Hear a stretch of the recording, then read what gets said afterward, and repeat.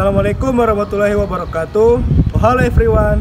Perkenalkan, nama saya Yadi Armianto Gani dengan NIM 814222122. Saya dari kelas A, mahasiswa semester 3, jurusan Kesehatan Masyarakat, Universitas Negeri Gorontalo.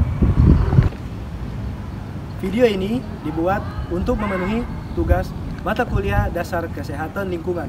Dosen pengampu Bapak Tri Septian Maksum, SKM MKes. Selamat menyaksikan.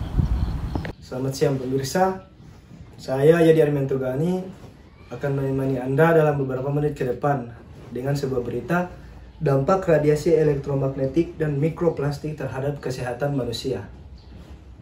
Pemirsa, dikutip dari jurnal Universitas Pahlawan.ac.id tentang dampak radiasi elektromagnetik dan mikroplastik terhadap kesehatan manusia.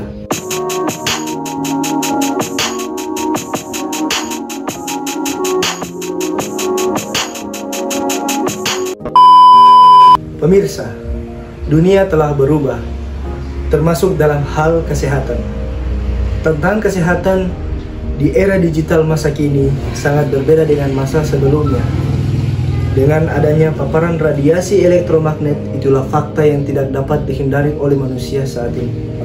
Radiasi elektromagnetik dan mikroplastik merupakan polutan kekinian yang ternyata berpotensi menjadi silent killer. Radiasi elektromagnetik merupakan pancaran energi tak tampak yang dihasilkan baik dari lingkungan alam seperti cahaya matahari dan lapang elektromagnet maupun dari piranti elektromagnet buatan manusia sendiri.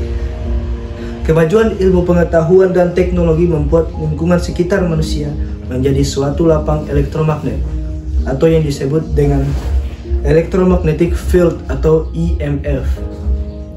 Dari berbagai piranti buatan manusia yang menghasilkan aliran listrik, mulai dari tower pemancar listrik, tower telekomunikasi, peralatan rumah, telepon seluler atau ponsel, hingga wifi. Peningkatan penggunaan modalitas elektromagnet seperti komputer dan iPad ini juga digunakan di kalangan usia anak-anak, baik di kegiatan belajar sekolah, hiburan, serta berbagai aktivitas sosial. Bahkan seorang bayi pun tidak terlepas dari paparan radiasi elektromagnet, baik dari paparan radiasi yang beredar di lingkungan rumah maupun dari piranti yang digunakan oleh bayi itu sendiri. Sedangkan mikroplastik merupakan polimer sintetis yang tidak dapat didegradasi sempurna, sehingga akan menjadi kontamin lingkungan untuk jangka waktu yang sangat panjang. Mikroplastik memiliki ukuran partikel kurang dari 5,5 mm. Karena ukurannya yang kecil, mikroplastik dapat masuk ke dalam tubuh manusia baik secara langsung maupun lewat rantai makanan dan mengakibatkan respon patologis.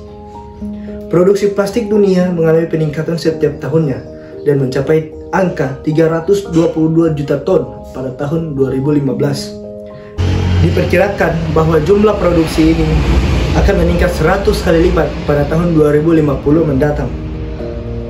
Nah, sebagian besar plastik yang dibuang tidak mengalami daur ulang dan dibuang ke lingkungan dan berakhir di laut, yang selanjutnya menjadi sumber polusi di lautan. Diperkirakan sebesar 60 hingga 80% sampah yang ada di laut berasal dari sampah plastik.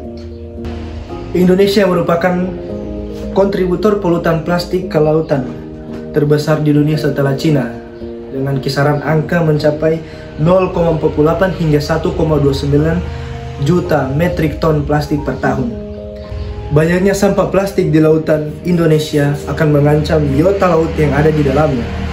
Mikroplastik akan dimakan oleh plankton, plankton dimakan ikan kecil dimakan ikan sedang dimakan ikan besar, dan terakhir ikan besar dimakan manusia.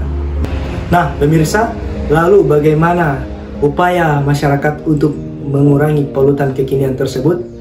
Ada beberapa cara yang bisa dilakukan oleh masyarakat. Nah, yang pertama itu adalah meminimalkan paparan radiasi elektromagnetik, antara lain dengan membatasi penggunaan piranti yang menggunakan radiasi elektromagnetik, terutama untuk ibu hamil, bayi, dan anak-anak yang berusia di bawah 5 tahun. Yang kedua, meminimalkan terbentuknya mikroplastik dan masuknya mikroplastik ke dalam tubuh, antara lain dengan membuang sampah plastik pada tempatnya dan diupayakan disalurkan ke tempat daur ulang. Tidak membuang plastik ke perairan, terutama ke sungai, dan membudayakan membawa wadah makanan dan minum yang tidak berbahan dasar plastik. Nah, itulah beberapa upaya untuk mencegah agar polutan kekinian tersebut tidak semakin menjadi-jadi.